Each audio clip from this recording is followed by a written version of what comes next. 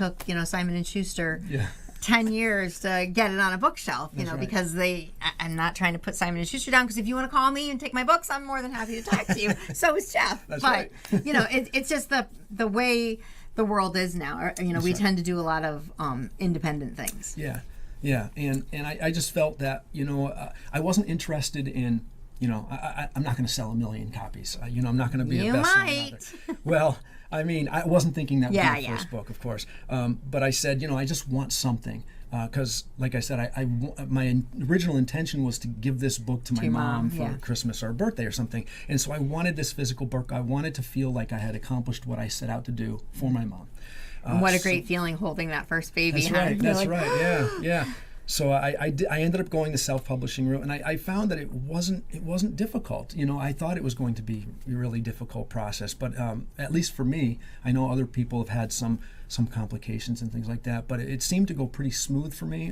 Just got to follow what Yeah. the videos tell Yeah, you and follow the instructions, and I was able to get that first book. And that first book, when it arrived, it was like I was like ecstatic. I remember, like, you open the box, you're a little nervous to open it, and Yeah. you're like, oh, it's coming. That's right. Yeah.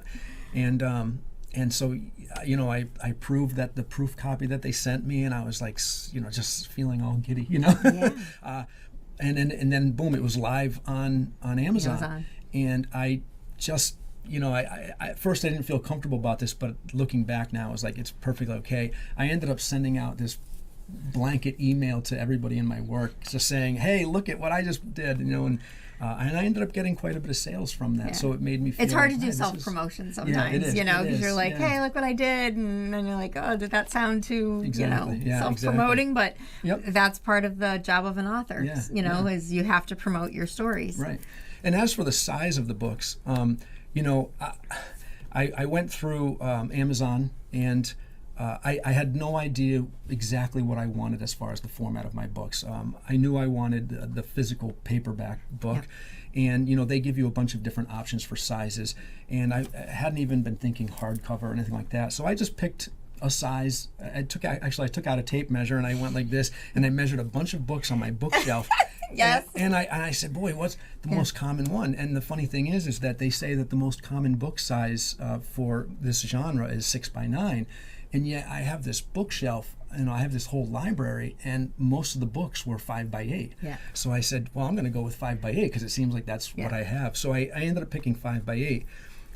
And then later on, when I discovered that I could start making hardcovers, but through a different publishing company, they didn't have 5x8, and I was like, oh, I couldn't do 5x8.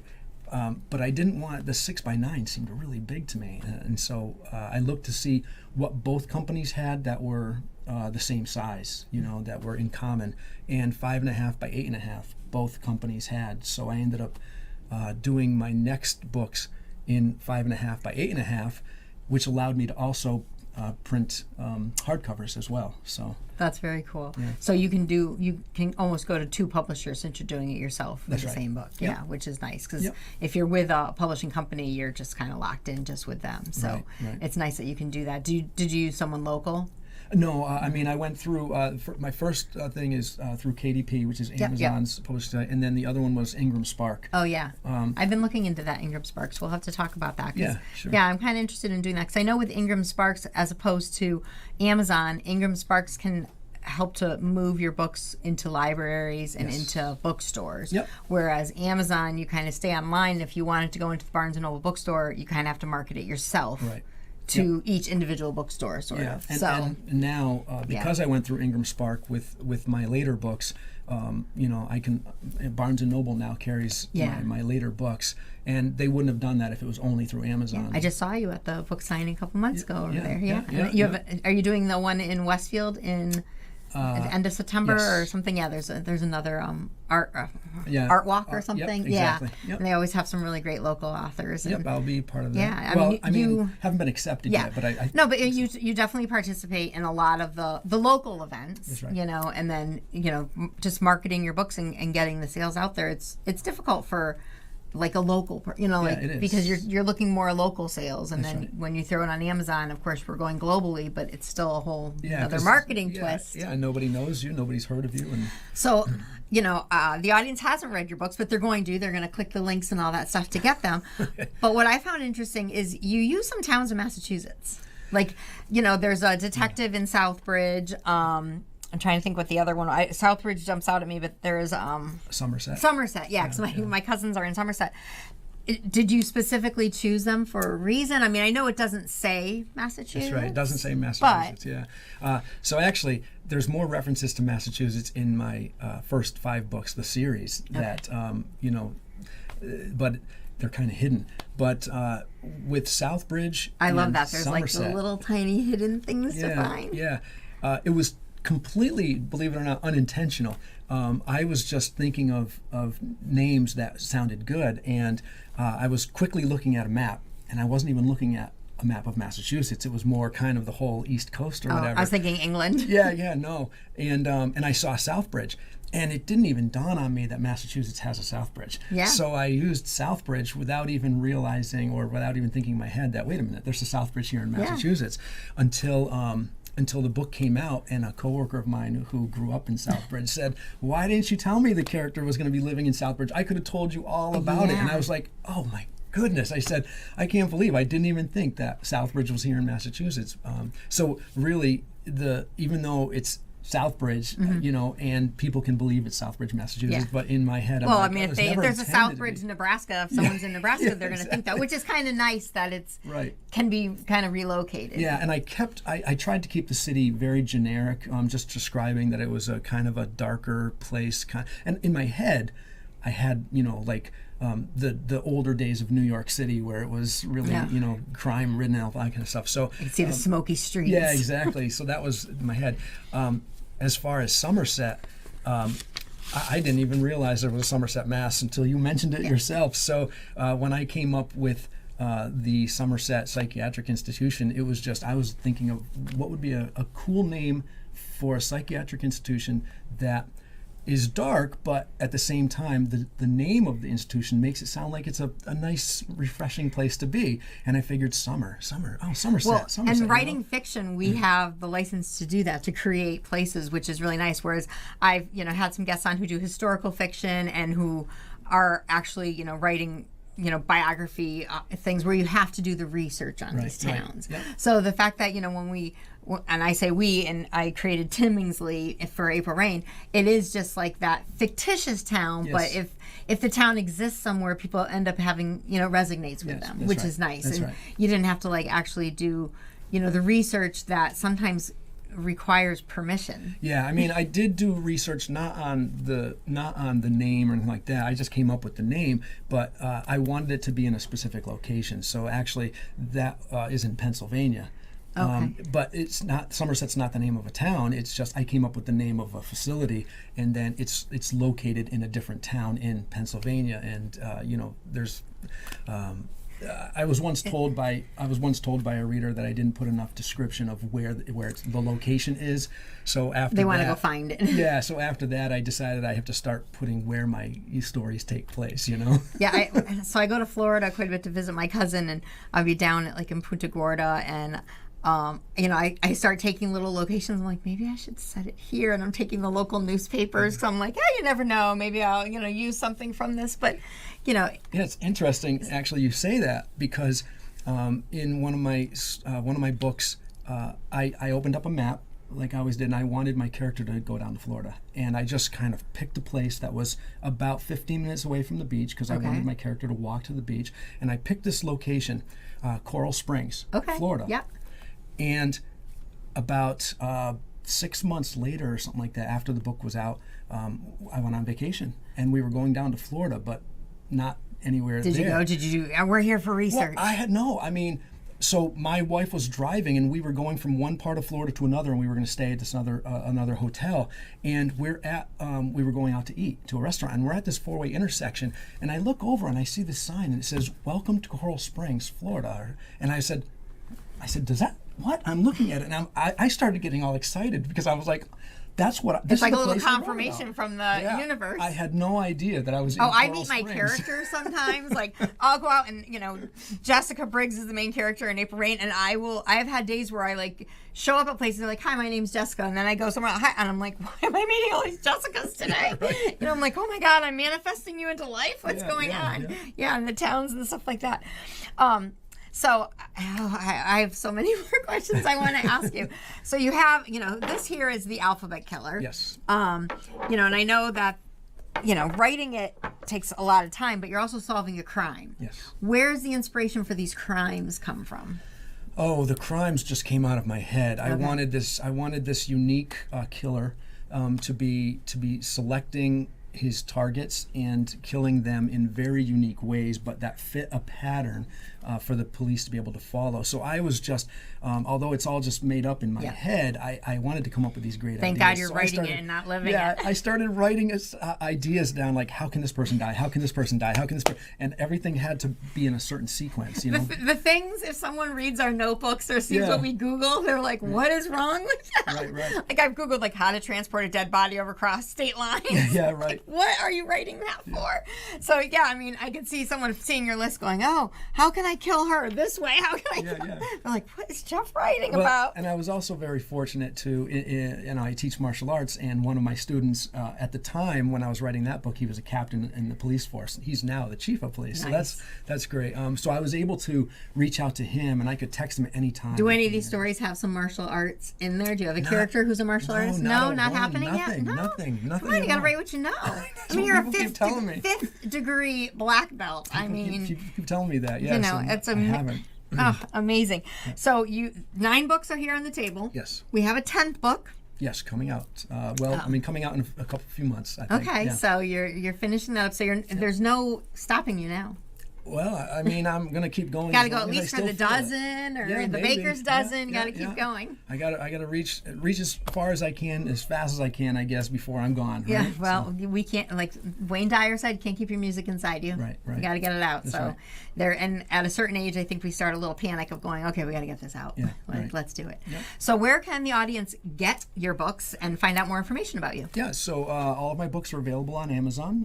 You can search out either my name, Jeff Van Odenhove, which is difficult to spell. Jeff Van Odenhove? Yeah. Or Javo Publication. It's Javo. JAVO Publication, and all of my books should come right up for you. All right. Well, I'm so glad that you came into the studio today so we could discuss all of this. I mean, we've been talking for years, and I'm just glad that we finally connected so that, the audience can learn about you and your books and, learn your writing process because it might help somebody else's writing process. Yeah, well, I hope so. So thank you so much for coming in. I really problem. appreciate it. Thank you for inviting me. And I want to thank all of you for tuning in to another episode of Why Write. I appreciate you. I appreciate Studio 954 for allowing us to have this show because each week it's just interesting and intriguing and inspiring. And I just love the fact that we can reach out to you right in your homes or on YouTube or wherever you are subscribing to watch this show. This is the time of the show where, I'm going to give you a writing prompt. So what I want you to do is pick up your pen. And I'm going to today go off of what Jeff had said about writing chapter titles. And, that's a really good jumping off point for someone who, if you're writing a memoir or if you have a fictional story or, wherever you want to be writing. It might even be for business. Like perhaps you have to give a, speech or give instructions to a class or to some employees. Start writing, the bullet points, but make them interesting chapter titles. Can you come up with at least 5 chapter titles that you want to write about? And, set your timer for 5 minutes and just get that pen on the page and start writing. All right. Thank you so much for tuning into Why Write, and I will see you next time.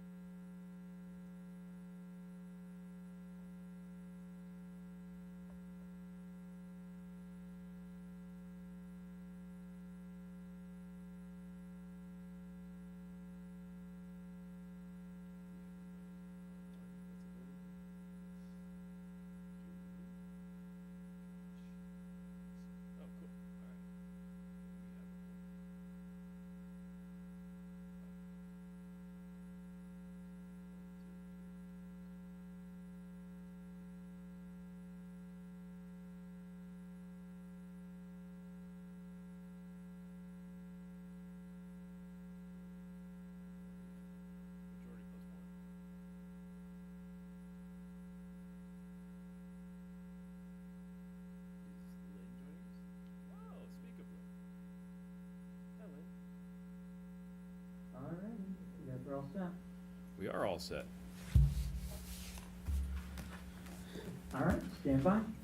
That's 5, 4, 3, 2, 1. Good evening and welcome to the December 11th meeting of the School Building Committee. It's been a while since I've had to do this. Yeah, I found the agenda. There you go. Cool. This meeting is a hybrid meeting, both in person and via Zoom. If at any point during the meeting somebody on Zoom wishes to speak, please use the attention feature and Marty will acknowledge you and put you on the list. So call to order. I'm opening up now for public comments. Anybody online for public comments? Do we know who M. Voorhees is? That's Oh, it's Nicole. Okay, thanks, Nicole. All right, seeing none, I would move to approval of minutes from November 13, 2024. Is there a motion? Motion to approve the minutes from November 13th, 2024. Second. There's a motion and there is a second. Any discussion? Seeing none, I will go to vote, starting with the people on remote. Carissa? Yes. Josh? Yes. David? Yes. Marty? Yes. Armin abstain. Lynn. Oh, sorry, Lynn. Sorry about that, Lynn. It's okay. I had it like in my mind, and then all of a sudden, All it was good. like, okay. Marty, do we have any correspondence? No correspondence. No correspondence. New business. Collier schedule update. All right. Let Marty get it up on the screen here. All right. So Marty's pulling this up. So we are currently in the schematic design phase, which essentially is the design team is moving forward with their design. Dory and JWA have been having a lot of meetings with some of the small groups within the district. And so they're going to continue putting their documents together, working with their consultants. So on the schedule, which is hard to read until, yeah, there you go, Marty's zooming in for us. So within schematic design, we're going to be, early March is when the documents are going to be going out to the estimators. These estimates are important because this is what's going to set our total project budget, and this is what we're going to go to the town meeting with. So we're going to be looking at these and reviewing these pretty thoroughly and making sure that we have, a full scope in there. The estimates are done properly, and then we're going to have like a reconciliation meeting with those estimates as well to make sure that they're on point. So that's kind of what we're going to be doing in this next phase. Again, I said early March is going to be when those estimates are going to be start to be done. Perfect. If there's any questions on the schedule. Any questions? I'm good. All right, seeing none, moving on to next new old business, completing the discussion of the construction manager at risk, design bid build. We've all had a month to review the documentation.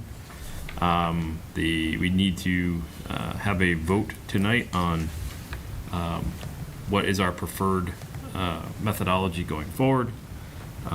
So is there a motion? I'd like to make a motion to pursue a construction manager at risk delivery method. There is a motion. Is there a second? Second. Motion and second. We are now open for discussion. Is there any questions or Do we want to, discussion? could we pull up, Adam had provided some sort of additional side-by-side comparison. maybe, Yeah, so in the previous response. slides, just so everybody knows, that's the presentation we went through last month. So it's there in case there's any questions, we can go back to it, but I didn't want to go through all the slides again this evening. And I also handed out, in case we can't read it on the screen, the 2 pages that we'll probably go through this evening. So what I did was, I put together potential schedules for the 2 methods. So the top method is for a CMR, which is construction manager at risk, and below that is design bid build, that potential schedule. So the way that CMR works is when you bring a CM on board, they join the team during the design phase. So they're there to help assist with some of the constructability, logistics, getting started with construction, and they can also put out early packages. And early packages means they can start the project sooner. So that's where the schedule up top, that's why you see package 1, 2, 3, and 4. Those are the potential ways that they would bid out the project. So with a design bid build, you're doing one bid, and that captures everything. And it's, the low bidder, and the low bidder GC has to carry the low bidder of the filed subbids. With a CM at risk, again, we can interview for a construction manager. We can do the reference checks and all those types of things and bring them in just like you did in OPM, just like you did for the design team. So schedule-wise, again, they both consist of 18 months of construction. So that doesn't change as far as how long it takes to do the project. What we're looking at here is being able to start in June of 2026. And what that does, that's right around the 90% documents that where the design team is going to be. So that allows us to have enough information at that point to, if we are going geothermal, to know where the geothermal wells are going to be. They'd be able to do some site work. They can do some temp drives for the construction vehicles, probably set up some temp parking if we need it, those types of things. And that can all be done over a summer. So you're doing that when there's nobody in school. You don't have the parents dropping off and picking up. You're in the summer months, so you have the good weather on your side. And again, you're not disruptive to the school. This project's going to be, it's right next door. So no matter what we do while these kids are in school, it's going to be a little disruptive. That's just part of the process. But we can get these early things done sooner and when the kids are not in school. So we're looking at that from, through the summer of 26. And then we could even start towards the end of that summer, coming in and probably getting some foundations in. So going through this schedule, we could, 18 months of construction brings us to January of 2028, when the school would have substantial completion. And the way I did the schedule is, once you have substantial completion, there's still some punch list. No matter what method we go with, you're always going to have contractors going in, doing touch-ups, tweaking things, going back and maybe adjusting some of the mechanical systems, those types of things. But with this method, nobody's going to be in the school while we're doing it. So Nick, you and your crew could get into the school, kind of run through the systems, make sure that they're working the way that they should be working. Anything that pops up, again, we're not disrupting the school. We're not trying to get in before school, after school to make some adjustments. It's all done while the kids are still in the existing school. The same thing with the furniture move-in. I put that in April, kind of April to May. And that's would be the furniture delivery. And again, as we talked about last month, is the summertime is extremely busy for these furniture deliveries. So to schedule them, it's always super, it's stressful. And so what this allows for is to have a little bit of a cushion, some more time to bring the furniture in, make sure it's set up properly. Again, there's punch lists with the furniture as well. They can go back, anything that shows it broken. Nobody's in the school that they're going to be missing it at this point. We have the time to get the furniture in and make sure that it's all exactly where it needs to be and that it's in good working order. And then the summer of 28, then we go in and we do, and that's, so the kids, remember, are going to be in the Williams School this entire time. So once they're out of school, they're going to come in and they can demo the existing building, do the abatement, and that will be done over the summer as well. They can start working on the fields and the parking lot. I imagine some of that work's going to kind of come over into the next year, but at least the major heavy equipment that's going to be out there as far as the demolition and all those things, those will be done over the summer. So when school starts up again, yes, you'll still have some work that's going on out there, but it'll be minimal. They'll be doing the field work and the parking lots and those types of things. So that method, even though, and so with both methods, because what we heard last month is that it's not advantageous to do a mid-year move, especially with two schools moving simultaneously into one school. To do that over, a February break, it's tough. It's a lot of work. It's making sure the teachers have enough time to pack their stuff, to move it over, to unpack their stuff, all doing it while kids are still learning. So this gives you the opportunity to have the school be ready, even when the previous year is still going on, that we could allow the teachers, as long as we have occupancy, to come in. If they want to set up towards the end of that previous year, they can be setting up. So that's kind of the CM at risk. And feel free to stop me with any questions anybody has at this point. And then looking down below, the design bid build, it's a pretty straightforward process. Again, we have to get through the 100% documents, go through and bidding, And that brings us basically to December of '26, when, right around then, that we can start construction. So, again, you'll be starting construction during the school year. You'll be starting construction during the winter months. And that brings us to a substantial completion of June of 2028. Again, the abatement would be the same thing. The abatement would be done over the summer of the existing building and the demolition and the field work and so on.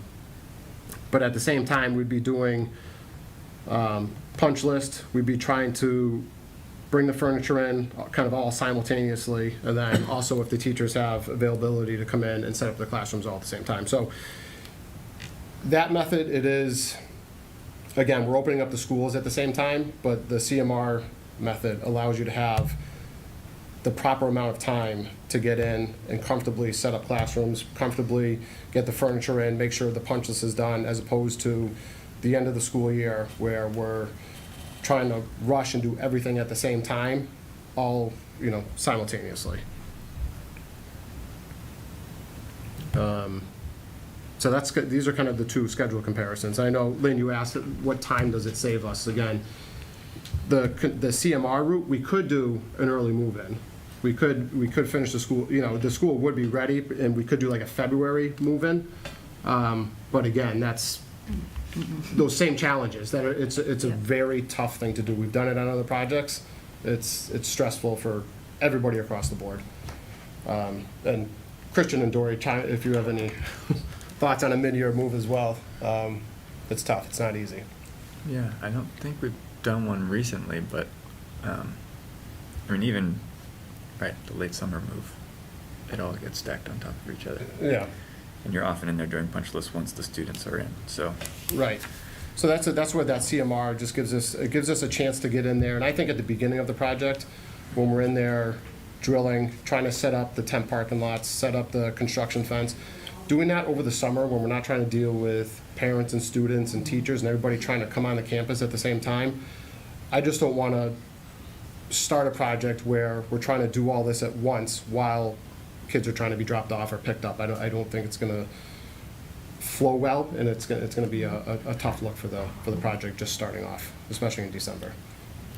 I think some of the other benefits to having a CMR versus a hard bid, a GC, is that the construction manager is a quality-based selection. They do interviews. You get to pick which construction manager you want on your team, and they become a team member. They're also the firm that's going to be doing one of the estimates, okay? So the two estimates are done. So they're actually putting the numbers together as the design team's putting numbers together as well. So a little bit more attention to detail because they're going to be the ones turning into the general contractor on the project. So you have the benefit of picking who you want, not getting who is the lowest qualified bidder, and making them part of that team, our team, your team.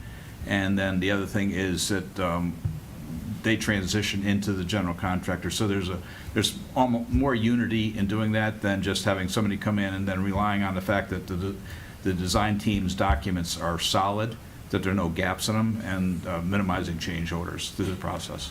Yeah, and having that CM on board during that design phase, like we talked about the logistics and starting construction, they're basically going to be the ones that kind of come up with the construction logistics plan. So they're gonna know where they want their laydown areas for materials. They're gonna come up with all that. And so going into the project, once it's ready to go, they already have a plan in place. So instead of design, bid, build, what happens is you have your lowest bid. They've reviewed the documents, enough to put a number to it. But they're still going to have to jump right into those documents and figure out, does this plan work or shift on the fly, and those types of things. So it's a much cleaner start to the process with a CMR. And the downside is that they're a little more expensive because of all this. So there's an extra cost that can be attributed to it. And I think right now the estimators are looking at 7% is what they're carrying right now. But we've seen them go even higher than that. But I think 7% right now is what we think is probably good in the marketplace right now as to a premium to pay on the construction cost, which is not small, but you got to weigh that against the benefits. Lynn? On the dates that you proposed here for the 18 months construction, Yep. are there any delays built into that? at all, or is that assuming everything goes Yeah, that's exactly as it's supposed to? Essentially, yeah. Okay. 18 months of construction is, we feel comfortable with, the way that it will go. But no, I didn't account for any sort Okay. of delays. Sure. And we reached out to some construction people, some general contractors, as well as construction managers, and asked them, given the preliminary floor plans that we're looking at right now, the site, and all the logistics there, is 18 months reasonable, or should be 24 months? And they're all saying 18 months is a very doable situation for this, as far as, the students staying at Williams in their classrooms, the new building being built, and then the transition over. So they said that's very doable. So, but between the two, the CMR has more built-in. Yes, I was just going to say that. So if something did go wrong, we can, it's going to be done Yeah. almost, Yeah. there's plenty of time built in there. Yeah. There's wiggle room. So that Yeah. you- that's why I was asking that question. Gotcha, okay, yeah. No, Because, yes. because I've spent a lot of time thinking about this since our last meeting. 'Cause Yeah. I don't take it lightly that it's significantly more money than design bid build. Yep. But maybe it's some PTSD after coming out of 2 building projects Sure. during COVID. Nothing ever goes the way it's supposed to, and there's a lot of uncertainty heading into the new year. I feel like construction manager at risk is what we should be doing, but at least that's where I am sitting right now. Yeah. And I think that 6 months cushion that's built in here is going to be absorbed every other possible way, and Right. I think this schedule lines up better with just the practicality of what we're going to face. Right. The other thing that a construction manager at risk can do is that we've had supply chain issues on a lot of things like generators and electrical switchgear, things like that. They can actually pre-purchase those items and have them, online when they need them. As far as a GC just going to go, oh, we got 6 months before we get to see electrical switchgear. Yeah, because generators and switchgear are close to a year right now. Yes. Yeah, they're not going to Same have thing's happening at Bliss Pool. Yeah, right. Yep. yeah. So if any of that gets delayed, then, Yep. because you could have the building done and no switchgear or no generator, you're not opening, it doesn't matter. Yep. Well, not switchgear and generators. No, I know, but it was yeah. electrical panel Yes, related. yeah, issues. and there's things that pop up. So this just allows for that cushion in there for It's a anything level like of that. comfort that you're Yeah. paying for, basically, and also being able to select who you're going to have in there as your construction manager. Right, I think that's a So big. my question is so if we decided to go that way, what's the next step? Is it Chad is going to do some kind of bidding? We have to first go to Advertise it? the Inspector General's office and ask permission.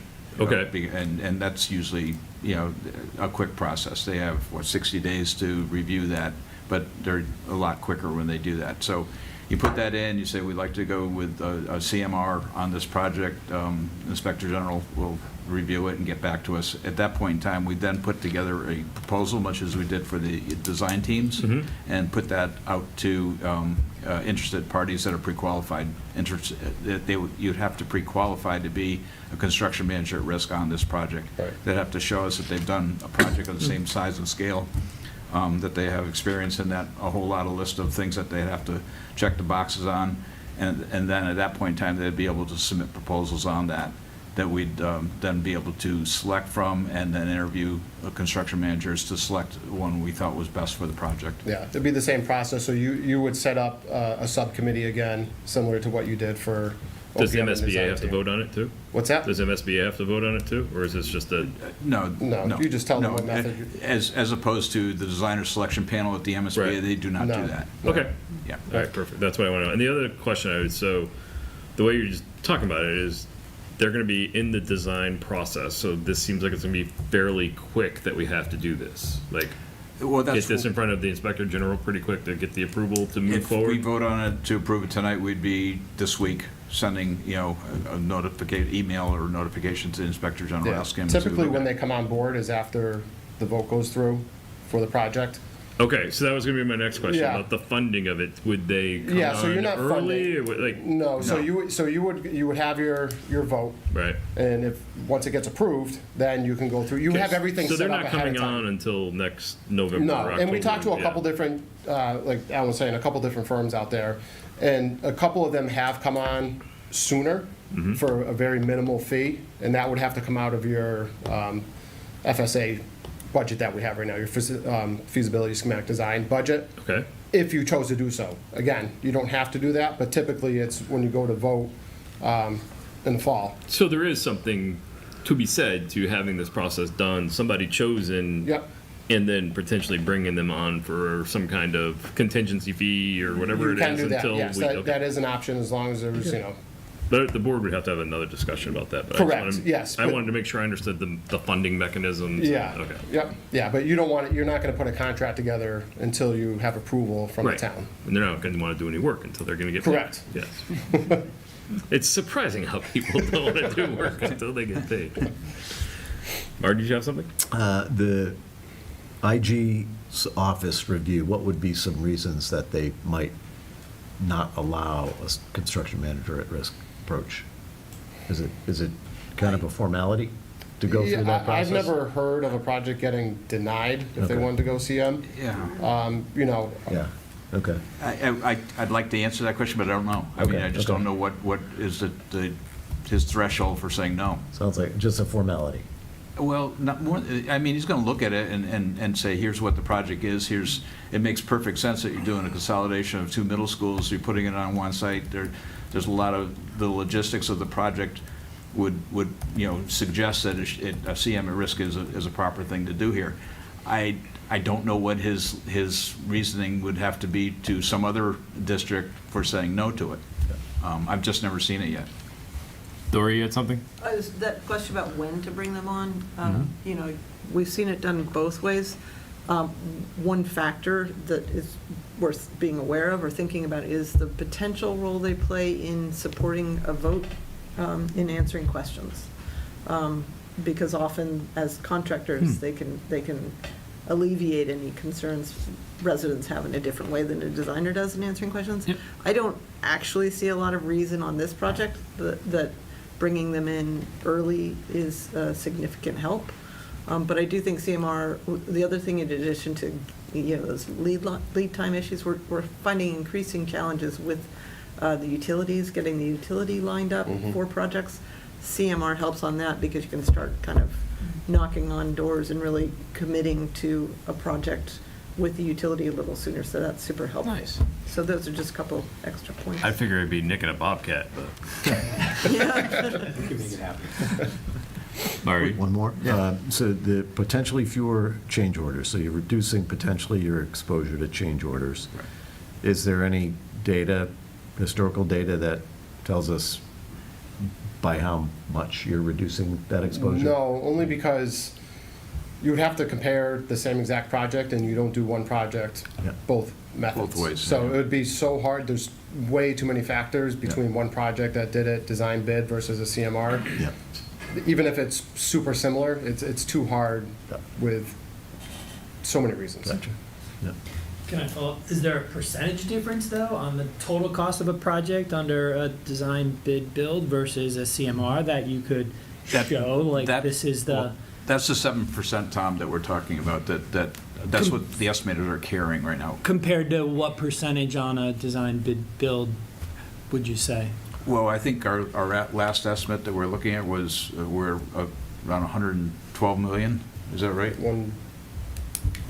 for the project? 116? What If is you're looking it? at the construction cost? The construction cost would be 116, that would be what a hard bid would be, a general contractor would be.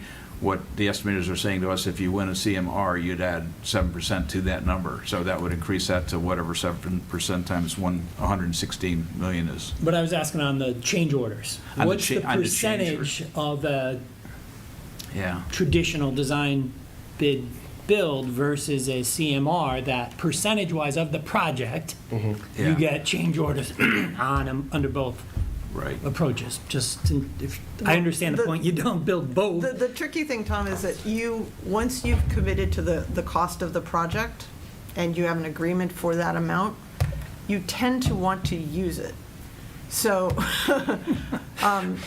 you know, in that you want to get as much value out of that commitment of public commitment that you can. So we do see the CMR project having fewer change orders where in a design bid build, you have subcontractors who are looking for something that was missed. In the CMR process, you're going to catch a lot more of that, so there aren't going to be as many of those incidences. But that doesn't mean that you, as the owner at the end, because it's your money that's left on the table there, whether it's under their contingency or yours, you often want to use that. So how do you get that? Sometimes you may be adding in, elements to be sure that you utilize all that. So that makes it very hard to kind of get at the end, figure out how different it is. Right. And I would that's- argue that's another benefit of CM at risk, Yeah. is they're able to map out, so we're working with them, with a CM at David Prouty High School right now, and they were able to we're early on in the scope of the project, we still have a whole building to demolish, there's lots of unknowns still out there, but looking at the contingencies we have on the owner side, the contingencies that the CM has in their numbers, they were able to add their influence to the project and say, we feel comfortable saying yes to irrigation to the football field right now, which was not included in the original number. But because, we're feeling good with the contingencies, we know that's a priority for the district, we're able to plan for it now, which we have to do now, even though we're early on in the project. I think with a GC, you don't have that same reassurance. And so I think as a district, they would have been much more reluctant to have pulled that trigger to pay for that irrigation. So if I'm understanding you, some of the change orders percentages might be skewed based on their add-ons that you want. Right, or as not opposed that you to need. contested or have to elements have. of like, Okay, yeah, I see. it's a very different. Thank you. That 7% premium, that's not excluded from the reimbursable costs through MSBA? No, that would be No. part of the reimbursable, Yep. part and parcel of the reimbursable expenses for the project. So it's really like 60% of the 7%, like 4.2%, or are you already grossing up? Well, I was grossing up. I'm basically saying that MSBA will look at it that, okay, it's a CMR project. Mhm. Okay, so you're 7% on top of the 116 that we're talking about. That's what they would be looking at for the construction value, and they would give you whatever your reimbursement rate is against Okay. the inflated number, but The the 7%. CMR number. Right. Yeah. Okay. Good question, yeah. Any questions or comments from the home crowd? I'll go. I think I've been thinking about this a lot, and I mentioned at our last meeting that I am reticent to spend money when we already got a big bill. We have a lot of money coming off of our tax bills for bonded stuff, but we got more coming on, and this is going to be a big chunk. And if money was the only factor, I would say we should do design bid build, but I think almost as important is timing here. And the CMR seems to really make a difference to me. I will admit that I think that the presentation to us, it's a little heavy-handed on pushing us towards CMR, which is fine, because I do think it's better. So even if there was some leeway on both of those, DVB could be better, CMR could be a little worse. I think on the whole, CMR, we've come out really ahead, and people are going to want to see it open, and I don't want delays. I wouldn't want to lose a year or be scrambling at the end of the year to try to get people in. So to me, that is what it brings me over the edge. I also talked to my friend Ryan Quimby, who's the IT director, East Long Meadow, and has been working a lot on getting their high school built. And they went CMR, and they were told that their understanding was that the CMR overruns or extra costs would be pretty, not as significant as 7%. I know that's a significant, or a conservative number we've been given, but I am also hopeful that in the end, the carrying costs will be made up for with by getting ahead of things and also having fewer design changes. So I have put a lot of thought into this, and I think CMR is the way to go. Okay. Thank you. And anybody else? Carissa? I've just been kind of listening and taking it all in because, again, this is not part of my world and my expertise. But I think, right, the timeline and just the ability to have everybody kind of on board all at the same time and part of the team all together. We have a great team. So if we can get a great person in there to lead this next part and just be with them for the duration, I think that's really going to go a long way towards meeting all of our goals. So I'm also, with Josh. Yeah, I think I would echo everybody's comments about what they said so far. The only thing I might add is like the design bid build scares me from the lowest bidder perspective. Just like who's out there throwing around bids, and then we're the huge change orders and the quality work isn't the same. I just think for me, the CM at Risk seems to have a better holistic approach, working hand in hand with the district through the process, that and the whole being able to interview locally and control those questions and the interviews. That just makes, for me, it makes a lot of sense. And since we're saying that a portion of the fees would be reimbursable, it makes it even better for me in that perspective. So that's just my thought. Do we have any more discussion? Anybody? Thanks, Harvey. I would just reiterate from the last meeting, I know you weren't here. Yeah. Similar to what you were saying, I see it as commercial contractual leverage with that construction management team. They've been in the meetings throughout. The meeting minutes have been issued to them. Later on, they try to come back and say they weren't aware, or they didn't know, or this wasn't as they understood it. You have the documentation to demonstrate that that's not the case. I see there being tremendous value in having that leverage, and that maybe that looks like opportunity, as Dory was saying, later on. I also see it as meaning we don't have to concede on certain items to stay within budget. Saying the same thing, but just maybe a slightly different context. But you have the time to take a good decision, and you have the budget to take the right decision, as opposed to compromising and sacrificing some detail that maybe not everybody will notice, but really is material in the finished product. Yeah, that's I would agree that what we like about it, I mean, and to be honest, we've done a lot of design bid build, and if you went that way, we would absolutely get you a great product through that process. It's a different process, and it feels very different, but we are used to that too, and we know how to kind of be bulldogs on those types of processes. But I think to that point, it's that having them engaged, they will see things in a way we don't, and help us to maybe make, because they'll see sequences of work and things that then we can read, we can address prior to the documents being actually executed in a way that makes sure that you get better value, I think, for all of those design goals. So because they're working with us on that aspect of it, I think that does have value. Awesome. Any other comments? Seeing none, I will call for a vote on the motion that is in place and has been seconded to go with the CMR at Risk route. I'll start with Carissa. Yes. Josh? Yes. David? Yes. Lynn? Yes. Marty? Yes. Armin, yes. Motion passes. I want to sound like Becky. Motion passes with affirmative effect. Nobody can repeat that. Okay, Christian, before we hand it over to you for a review of the LEED chip certification options and vote on the preferred. Yeah, I mean, I guess to jump to the final slide first is that well, no, stay here, but just to set the conversation is that tonight we would like a vote on whether to proceed with LEED versus chips. There's two different options that the MSBA allows for. LEED is well known. U.S. Green Building Council runs it.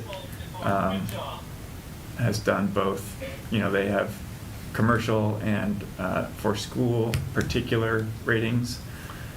New England chips started in California as the California High Performance Schools. Now it is the Collaborative for High Performance Schools, and this is the New England version. We have done both. We found that it really is kind of which one is most responsive. As of late, that seems to be U.S. Green Building Council and the LEED program. So I think that is the direction we'd steer you. But we also wanted to go through, just in general, sustainability goals. A lot has changed in Massachusetts with the code updates, and so it's a good opportunity to kind of bring the building committee up to speed, and the general public in general up to speed on the latest and greatest. Dorian? Want me to go? Yeah, sure. Okay, sure. All right, so we're going to run through the sustainability priorities, some of which we've spoken about, but this puts it all in one place so you can refer to it, tell people about it later. And it's important to kind of talk about it in a larger sense of sustainability because there are ways in which these things have started to overlap and become more complicated by building codes as well. So in general, overview of why are we doing these things? Why does it matter? This is largely about these four factors. How you're going to help students achieve better performance in the school and retain staff, and use the building as a teaching tool. That's the sort of end results of the educational side of it. But for the community, there's often value here in knowing that this building aligns with your community sustainability goals. And it sort of fosters larger community well-being because of the ripple effects of development. Costs, it's really, there are costs associated with sustainability, but there's also costs associated with maintenance and operations of the building. So this really forces a kind of a look at all of the picture of cost and helps you to be sure that you're prioritizing your investment.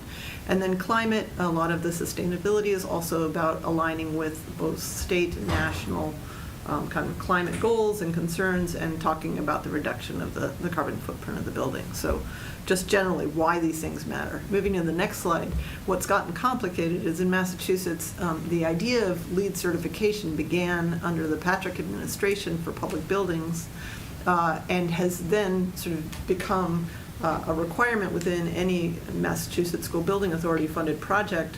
But since that's happened, the stretch code has started to kind of pick up and become more stringent. So now you see that we have these requirements for LEED or CHIPS that touch on many of the same things that are also touched on by the stretch code and then touched on by the municipal opt-in code. And then also you have these incentives that prioritize certain things. And now you have federal and utility incentives. So it becomes a very complicated picture. And what we often find we're trying to do is really align all of these things in a way that makes sense for your community and doesn't sort of overburden the project. And that helps to actually decide some of the priorities here. So this is just a quick look at a scorecard, and both programs have a scorecard. The point of this is that you're actually determining ahead of time in the design what your priorities are. You have to achieve a certain number of points in the end, but it's flexible. You can decide which ones are the points that matter to you. And you would think that, you just pick the ones that matter. Well, there's a lot of factors that go into the decision making ultimately, and we aren't presenting a completed scorecard yet. The idea is that there are some things that are incentivized by the MSBA, some things that are aligning with your code requirements, some things that might be priorities for you as a community. So we ultimately will determine that with you. We want to achieve that minimum requirement in order to get the extra reimbursement that the MSBA is offering. And then there are some financial factors here that we'll kind of go through as we get to that. So again, with the MSBA, the minimum requirement now is that you achieve silver certification level with either program, and within that you prioritize 3 specific credits that are focusing on air quality. Because remember, the point of this is also well-being, and the MSBA has been, investigating the impact, and they actually asked all the designers how we felt if they decided to prioritize this, and we said, well, we've been prioritizing them already. So, because these are things that really impact air quality in schools, which affects student performance. So 3 points are required very specifically. Beyond that, you have some flexibility. The other requirement for this is base level of certification is that you achieve stretch code, which we already know. So then, just touching on that cognitive impact So, of that. can I ask a question there? Sure, yeah, Okay, anytime. so you said in an earlier meeting that we have already priced for the opt-in code, Yes. correct? So where does that get us like as a baseline on Yeah. the leads or chips now, or does it? So it means that we have to be a silver, we have to get these 3 points, we have to get. But stretch as code. designed, is it And- already at like this level? Or Right, no? so in our assumptions, you mean cost-wise, are we planning for? I don't even care cost wise. I just mean like plan wise. We will get to one of these standards within what you have said the Yes. reasonable estimate is at this point. Exactly, yeah, Okay. yeah. So Okay. going to the next couple slides on then, so obviously there's a cognitive reason for the air performance issues there. So, but then there's also, I wanted to mention some other things that become factors. There's now climate resilience requirements by the state that really sort of make us want to focus on some of the stormwater and heat island effect priorities, which are within both of those programs. So those also become things that we may choose to do. Moving on to the next slide is talking about how now. Can you go back to that for a second? Okay. So, as we were going before town meeting, those were like listed as like really bad things in town. So, Right. But from what you're saying, from using tree canopies and plantings and the way we design the space, we mitigate that type of effect. Right, or that's exactly. So Okay. there, all of those are factors. So if And we the muddy decide. areas that are on the side of the location today can be mitigated through stormwater mitigation as well. Right, Okay. right, and this analysis, and we ran this analysis in the last phase of the project, indicated to us some priorities based on where you are as a locality, where the site is, that would indicate that we have to focus on stormwater, et cetera, to a level. So that means that's going to align with that priority in the lead or CHIPS system, And et cetera, so. And we join those up with the priorities of the town, so like DPW. Right. Like we know Woolworth can't handle any more stormwaters, or just for example, like, and then we just go out someplace else or do Right. something else. Okay. Right, and that's why there's that flexibility. So we'll go through that based on this and say, okay, these are our priorities, and then beyond that, what are the other priorities? Okay. So again, also to achieve that base level with the MSBA's reimbursement, we have to achieve stretch code. And we've talked about these things before, but just to reiterate, that's really focus there is on a tight envelope and efficient systems, plug load management, which is kind of a new challenge of the code, PV readiness, EV charging of 10%, demand response capability. These are all things that are new in our stretch code that all buildings would have to, commercial buildings would have to achieve. But now, to the next, the MSBA incentivizes you to go beyond this to the 3% additional reimbursement. And to do that, we would have to meet your municipal opt-in energy code.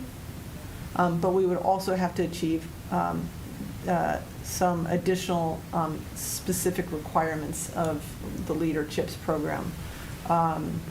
So we talked about the municipal opt-in code already, which is essentially discouraging fossil fuel use in the buildings, right? So it's all electric, which again aligns well with the MSBA's additional reimbursement. You get 3% extra if you head that direction. So that's the direction we assumed for this project already, based on the alignment with your local priorities.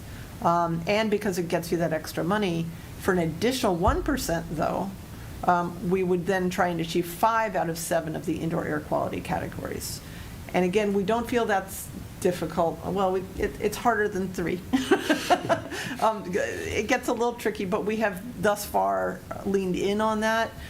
So it's just extra. There are a variety of ways we can get there, so we don't necessarily at this point have to say which. We're confident in it, and we think that extra 1% in the cost of this project is worth it.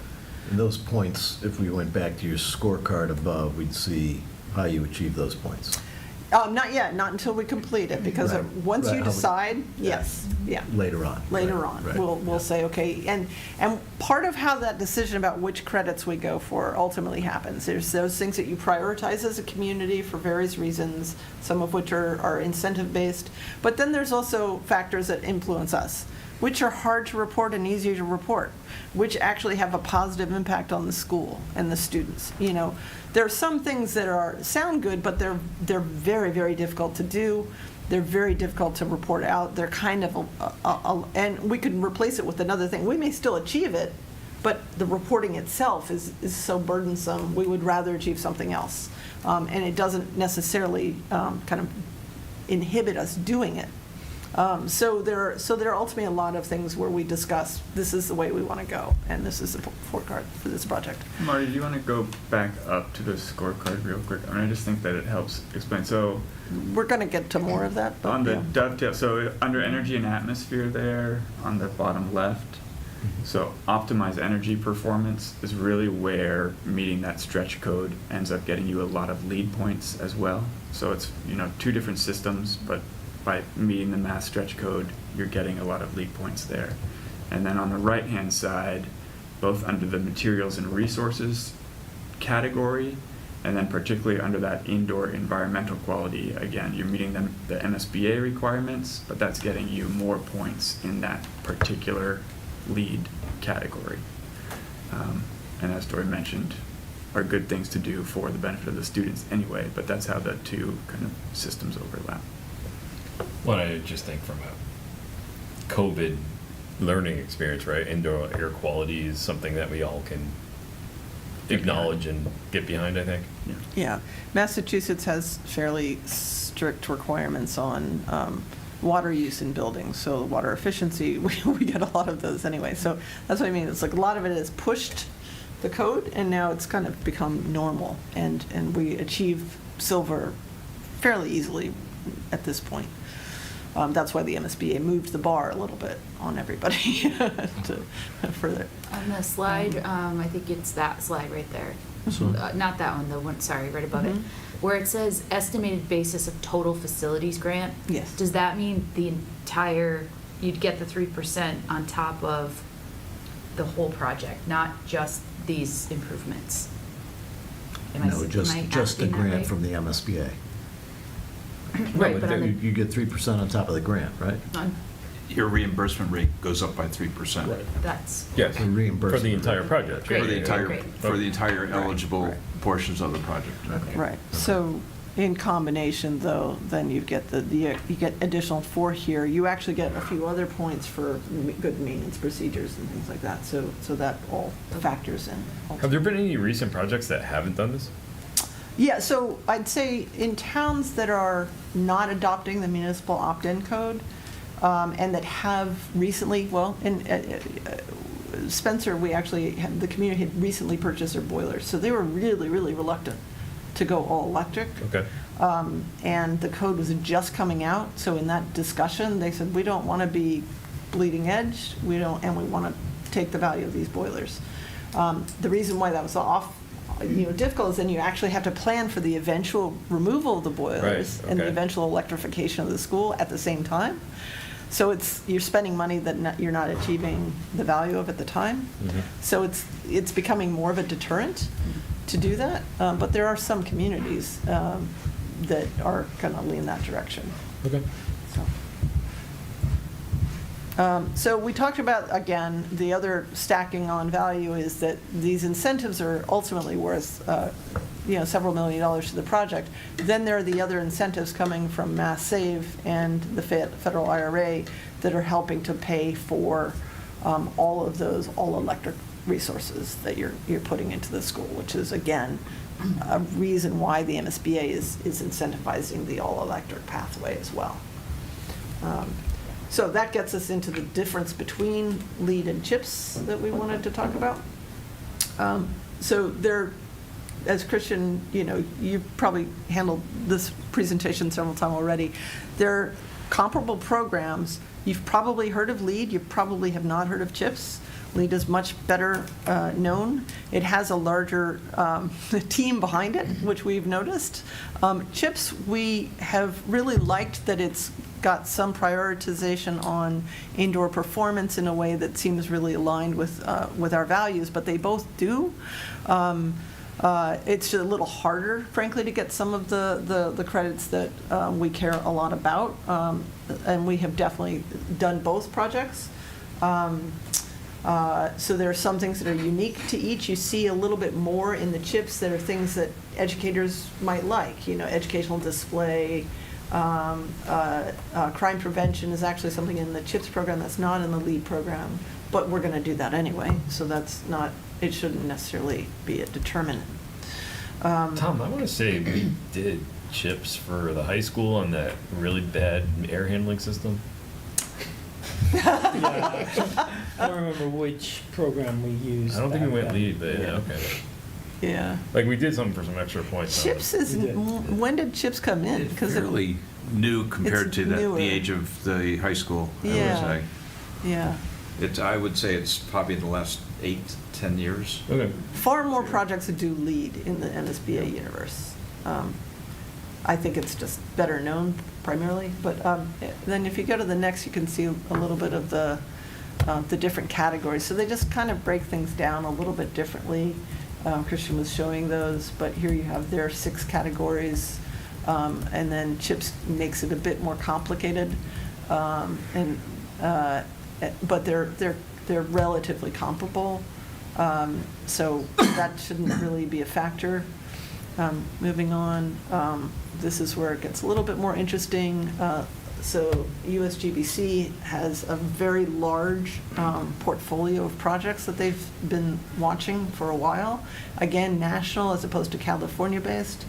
New England CHIPS there's California CHIPS and New England CHIPS. I'm not sure if there are others, but there's just a larger history behind LEED. There is 2 different certification systems. So you have somebody at the other end. You have these obligations to meet. You have to create documentation and upload it, and then you have to work with them to be sure that you've met the requirements. Some of these requirements are requirements for the district and the design team and the contractor. I bring that up because that's often the biggest problem we have is completion of the district's paperwork. And we find that to be more burdensome on CHIPS than on LEED. And that can hold you up. And the reason that matters is because it impacts you getting closed out on the project and getting What's your a funding. for instance that are district responsibilities? Coming up with district policies that no fossil fuels will be used in the building. Like they don't want you to bring a lawnmower through the building, right? But you have to have that passed by a school committee. It's got to be on letterhead, etc. Enrolling the district in Pest management? Yeah, pest management's another one where you need another district letter. Enrolling the district in some of these national programs where you're only going to buy energy efficient equipment going forward. It's not such a big lift, but it's more than what, it's more work for the district for sure. And then if it's difficult to move things through at a school committee level, then the bar becomes much higher. Thank you. Whatever's less work for Tom. Ian had his hand up. Ian. Hi, I just wanted to clarify with the scorecard. So it says that the silver is the new minimum required by MSBA. Have you guys found with projects that are either ongoing or completed that the school districts are aiming for the silver just because it's the minimum requirement? Or could you speak to any examples where you've had school districts go for gold or platinum and what that looks like? I will speak to some of them. That what we found is LEED silver is just good, done by good practice. What's the design team would normally deliver as a good practice, where when the other schools that go for these extra points, they end up with gold. Silver's just basic services these days. That's what is expected in the industry, by and far, especially on schools. It's also important to know that they're constantly changing the programs and upping them as people get there. And that's one of the interesting things about the whole process, is it's actually improved building performance. Well, one would say it's improved the aspiration for building performance, because some would say that they have these systems, and yet in reality some things have not changed enough. So they're always moving into new territory. Right now there's a push for more measurement of embodied carbon in buildings, and that's coming out in the next realm of USGBC LEED 4.1. There's a higher expectation on that. So the table's always moving a little bit in useful, good ways. It makes it challenging. So even though you may get silver now and will still achieve silver, it's not an easy thing ever. I think what we were pointing out is the alignment of the municipal opt-in code and the incentivized all-electric. That also, all-electric schools have a higher efficiency of systems from an energy standpoint. And that inevitably gets you more of these points. So I would agree that if you go for this anyway, you're going to get there. In terms of how recently has this shift happened, this policy of the MSBA's just changed a year ago. Yeah. Right, technically about a year ago. So it's all new territory. There are a lot of schools that are now embracing that more incentivized 4% addition. We're doing that on East Long Meadow High School. And we would expect that any town that again is leaning in on the stretch code is going to go that direction. I think the amount of extra investment you're getting pays for a lot of what you're aiming and having to do. So In Westfield, they've just finished up a school, Franklin Avenue School, and it turned out to be LEED Gold. It was definitely going for silver as their baseline, but it all came together as being LEED Gold. And we typically set a higher bar for ourselves because then you can let points go if you don't need them. So you're always starting out with a bigger goal than you have to achieve. I was curious, achieving these higher level status or reimbursement, does it cause any operational issues or long-term maintenance costs that the district will have to either plan for? I mean, Armin refers to our air handling system here in the high school, and I'm just curious, like, are these systems so complicated and so challenging because they're achieving these goals that they're difficult to operate and or are expensive to maintain? My personal feeling is that it's not the certification that would be triggering that, it's the code. Okay. Yes, systems are more complicated and more expensive than they need to be. Yeah. And unfortunately, I don't think that that's related to LEED, Yeah. especially not related to going for the additional 4%. Okay. It's really the code requirement. So it's going to happen either way, no matter where we land. We in will do terms our of- best to mitigate it and, do the best we can, but yes. Okay. Yeah, and we can't say that,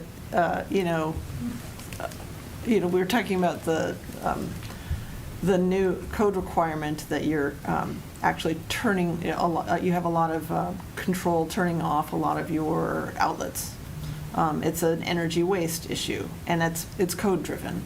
It happens to kind of align with these things. So there are a lot of these things happening now that you're hearing those frustrations amongst other school facilities people, and they're coming from this push. And the technology will catch up. So there's not much we can do but try. So I don't think we go voluntarily grabbing on to something that's going to make your building worse through the certification process and all. Well, yeah, and I just checked it out. The high school is CHIPS verified leader. Oh, it's chips.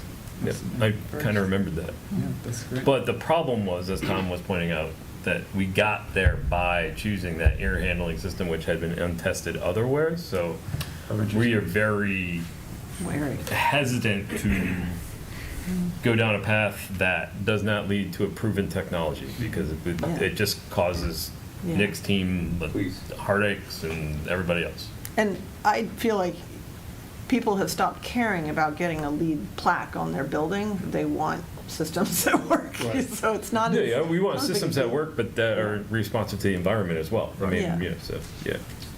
If the target was LEED Platinum, we'd have a different conversation about, the cost impact and the change in culture that would have to take place Yeah. in that building.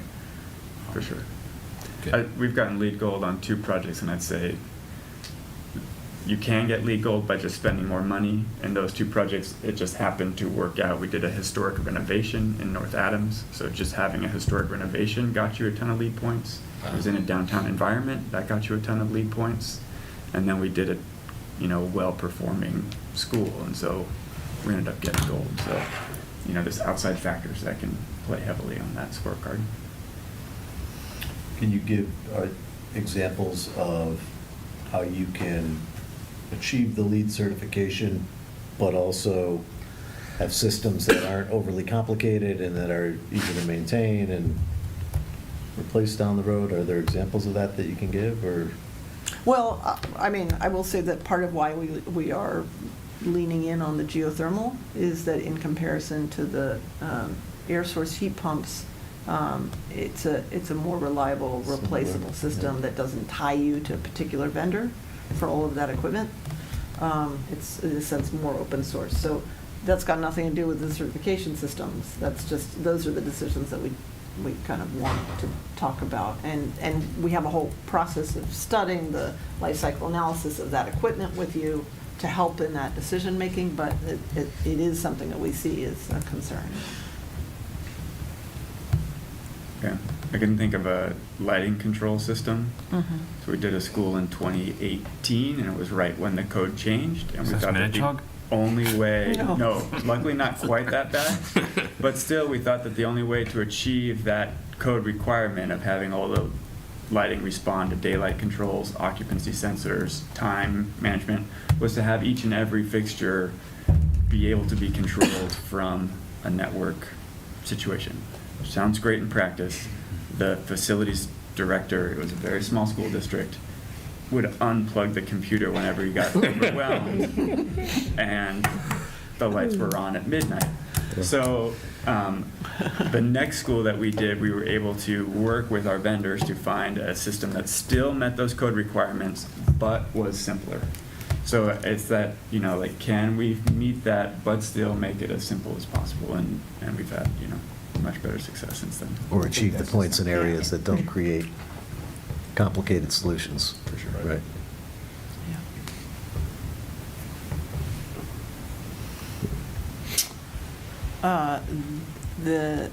There are costs associated with the registration and review of all of this.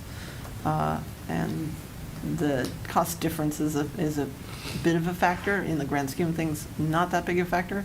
And this is a part of the process that we go through, kind of get you registered. Again, as we mentioned, USGBC has a larger staff, and I think what we're seeing is that the fact that they charge more is why they're more responsive. You know, they're putting more money into the program. So with CHIPS, we've struggled a little bit lately. So that's our overview. Are there any specific questions? Because once you decide, we do want to actually get to having that conversation with the district or any committee about your priorities. But first, we just want to pick one or the other and go with. And I believe I did send you all some links a month ago, to look at their websites and read more about them if you need it. So my only question would be, from your opinion, which one would you advise us to go to? As you know, again, so I know you're going to say like either is fine, but we've gone back and forth over the years. Yeah. And it has been interesting. When we did projects maybe 6 years ago, LEED was going through a big transition and was not being responsive at all. And we went with CHIPS, and we had a great relationship with CHIPS for 2 or 3 projects. Now I feel like the tables have turned, and LEED is in a very good position and has been much more responsive, whereas we're struggling to get consistent answers from CHIPS on previous projects. So for that reason alone, that combined with the district and less work on the having district, fewer hoops to jump through, leads us to recommend LEED despite the additional cost. okay, that's my question. Somebody want to make a motion?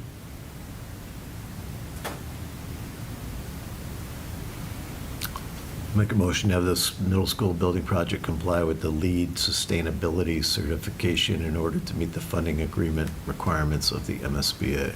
Motion, is there a second? I'll second. Second. There is a motion and a second. Now I'll open it up for discussion. So I guess my quick question, I probably missed it.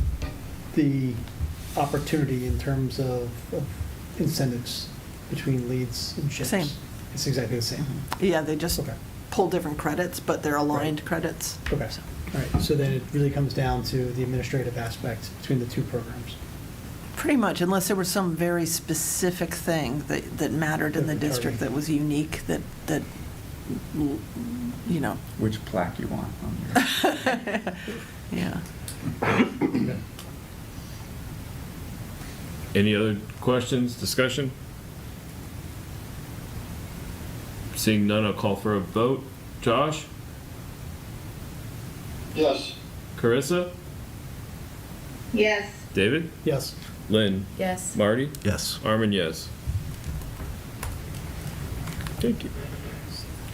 All right, next on the agenda, we have the creation of advisory groups. Talk to Marty outside of this, so I just want to start some conversation out that I think we have an area, and we talked to just briefly about, we definitely have an area of a need for at least 2 advisory groups to start. I think one would be the site and sustainability advisory group. The other one, I think, immediately would be Parks and Rec or recreation fields at the school. Athletics, for less of a better word. Athletics and activities, I'll call it. Could be indoors or outdoors.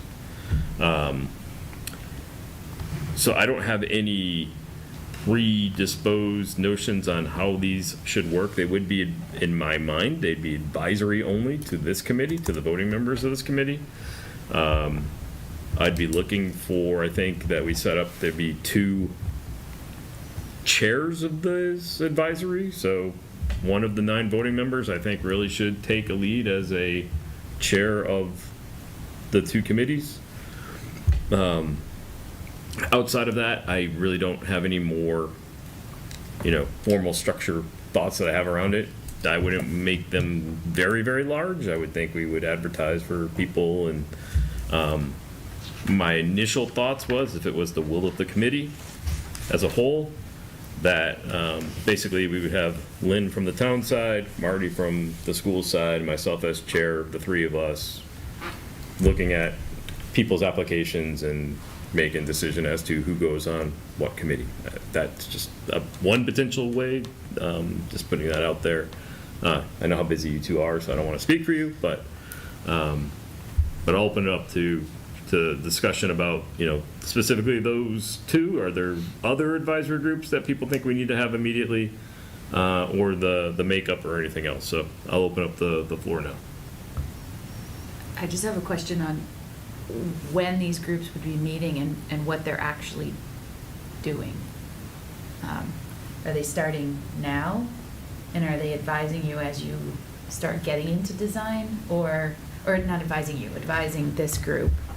Yeah, I think generally what we've seen work well is as working groups that we can present the details, for instance, on lead and chips and the points and some of the requirements and recommendations, and we would go through all of those things with them and then share what we're looking at, so they can pre-screen some of that, and then we can finalize that checklist and then bring it back and let the committee know. But the whole committee doesn't have to sit through all those PowerPoint presentations and reviews. There are some required charrettes that you have to do for LEAD, that you have to call together representatives of the district, so they would actually be party to that conversation. On the working group for athletics, that we do need now. So we've gone through recently, meeting with all the faculty and doing kind of reviews of all the interior plans and making revisions on that. And we did great work with the PE teachers, but we kind of stopped at that question of, okay, there's other things that the community cares about on this site. How do we get at those decisions about design? So we do need that voice starting in January to explore what the committee's priorities might be there. And I think in terms of frequency of meeting, I personally think that it's best that we assume that we engage them when we need work happening. It would only probably be once a month, and then when we don't, we don't. So I would say a commitment of once a month meeting when we are in operations is probably sufficient, and there may be times where we don't even need that much. But that means in SD we need them, say twice. And maybe more if they needed to get going on something right away. But then in DD, we would re-engage with them again probably and revisit issues, because there's kind of work at every phase, and then it typically stops by the time you're into construction documents. So 30%. Do we need then to have like a standing advisory group, or could we just have like ad hoc focus groups? So like when you have something to run up against Fields, we bring on like Mike Capitosto, we bring on Barry Yeah. Jarvis, we bring on a representative from the, one of the sports teams, and middle school such that PE we staff, aren't, and then Yeah. it's sending out invites and seeing who might be able to do that, as opposed to the more formal structure. Right, I actually think that's fun, because actually a lot of people here might want to come to a conversation where we're having that, where we're just talking about that, but you definitely need other people, because they need a bridge to other town organizations and other town decision-making, so that it's vetted, if it has impact beyond the site. And that's true with sustainability issues, I think, and it's definitely true with There's some help if there's some consistency.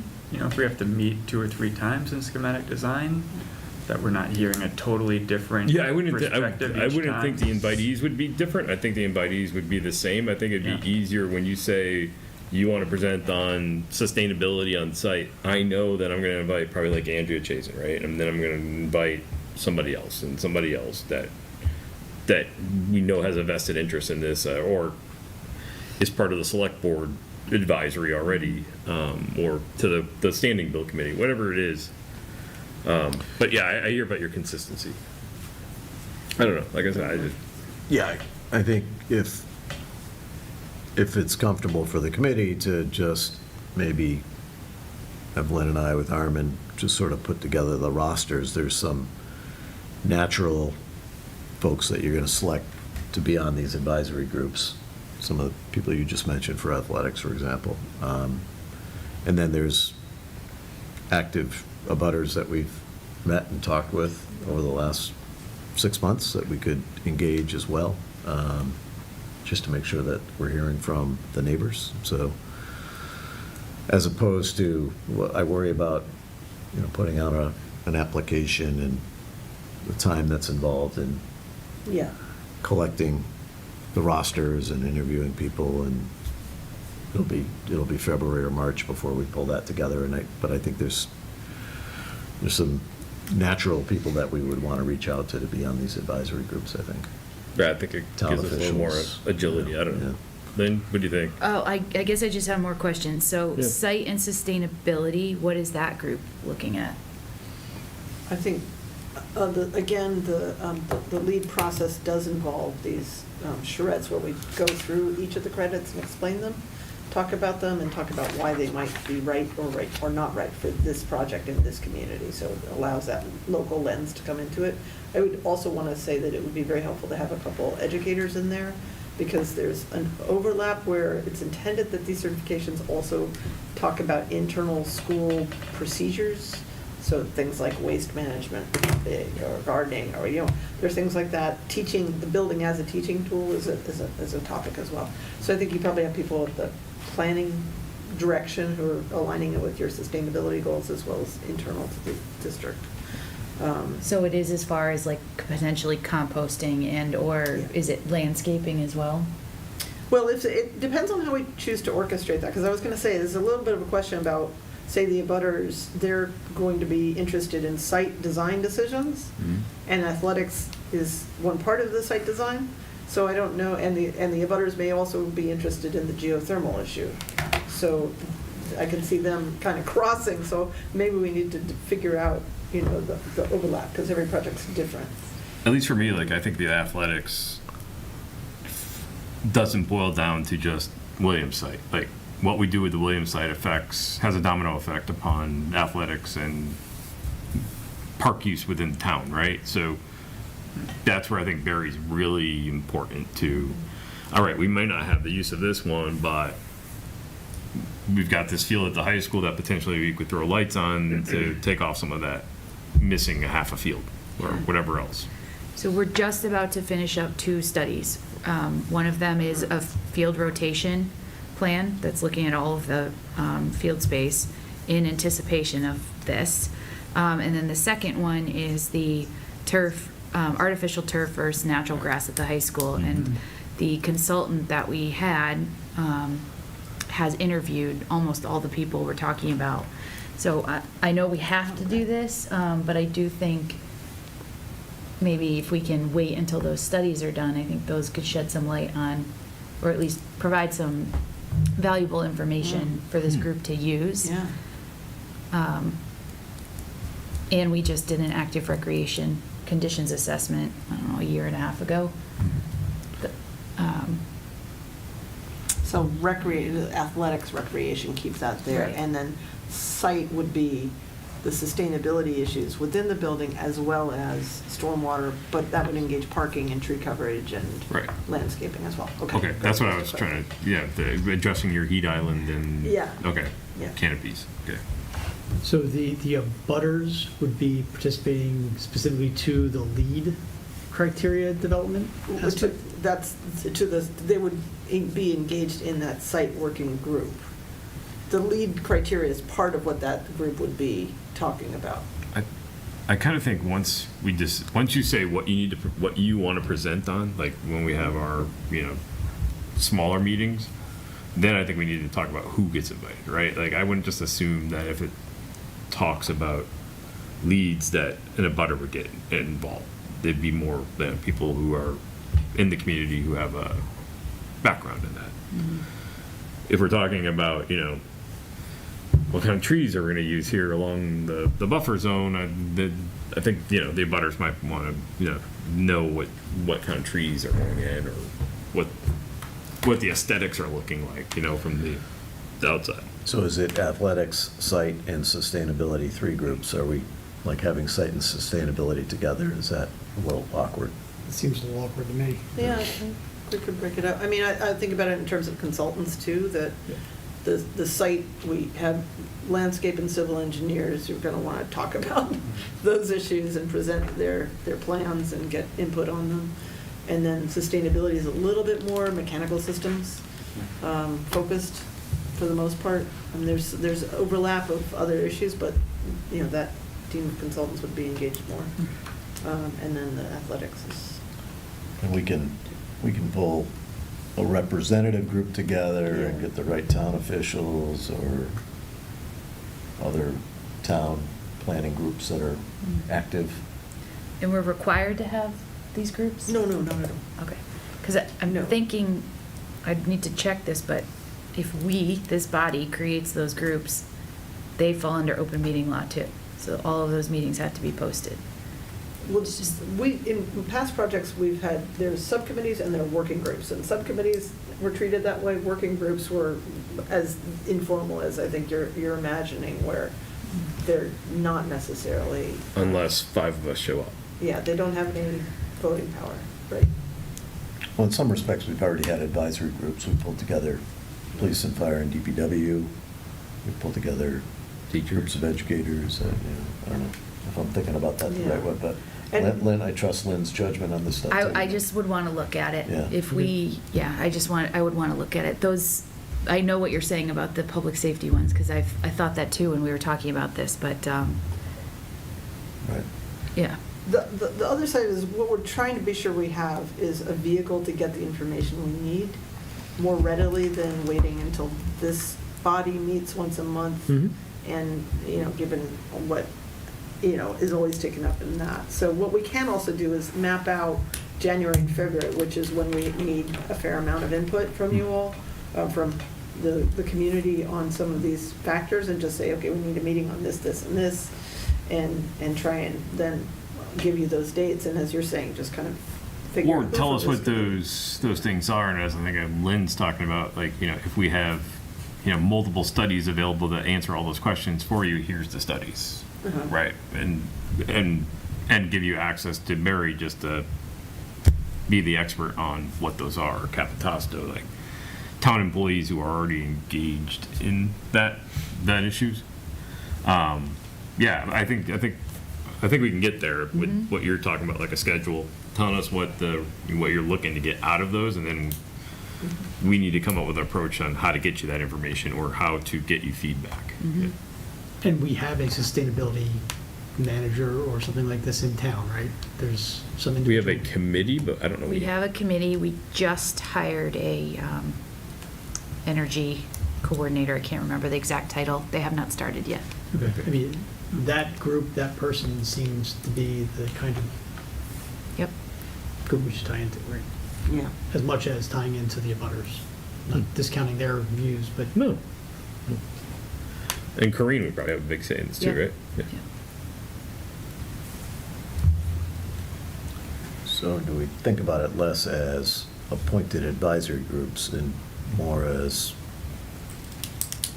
Lynn and I as appointed town officials, just gathering the right people depending on what your needs are, what the design team's needs are? I don't know if we can think about it that way. I think Lynn still wants to Yeah. get to the bottom of, whether this becomes open meeting law or not. Yeah. So that's good. Yeah. But then I think in the alternative, yeah, Dory gives us a schedule and puts out there what information she's looking for per that schedule. And then I think that's when we need to, as town officials, fill in the blanks on how we get that information. How best do we get that information in a timely fashion? Cool.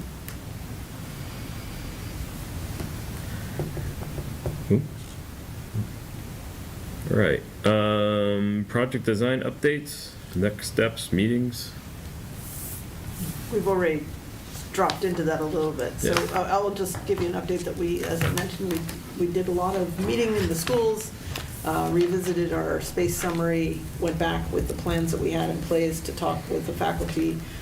We also had a series of departmental meetings with district departments, IT, and custodial, et cetera, in order to gather information on what we had presented as the PSR plan coming out of this group.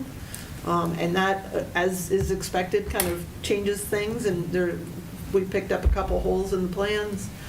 We came up with some really great design changes that we've been implementing, and our next step is that we're having a district educational leadership meeting to review that in a lot more detail in order to get confirmation that we're heading the right direction with that plan. We're hoping to wrap all this up by end of December so that we can then have our full 3D model up and running for all of our teams. And we can start into all of these things that are beyond the building footprint that we need to start redesigning based on these changes. We've been meeting with our consultant teams every other week, kind of talking about some of the impacts of design changes and getting them warmed up. So we'll start into the sectional planning, structural planning, mechanical system planning as soon as we've locked in that plan. As I was saying, it was athletics that we were going to be looking for more information, and site in January. Both of those are going to really get hot again. And we'll be working more outside with our team, so on the mechanical system and sustainability, and then presenting this, getting the lead process going. I also want to mention, we had connected our design team with the Safe Routes to Schools agency. It's a function of the State Department of Transportation, and they have indicated they would be willing to sort of look at our traffic patterns and the traffic flow and just be another set of eyes. Fully trust the design team to work with our local officials, but as part of our due diligence, I think it's great that we're able to engage Safe Routes to Schools, and they even said, by the way, they take a look at high school traffic as another side benefit. So They're going to be out there in the mornings watching people coming through the exit. There you go. If they can solve the problem. Yeah, Hey. well, I'm all for it. All right, anything else? Next meeting's on the books. All right, I would entertain a motion to adjourn. So moved. Moved and second. moved and seconded. Called for a roll call. Carissa, Yes. Josh, Yes. David, yes. Lynn, Yes. Marty, Yes. Armin, yes. We are adjourned. Thank you, everybody. Thank you. Thank you. All right.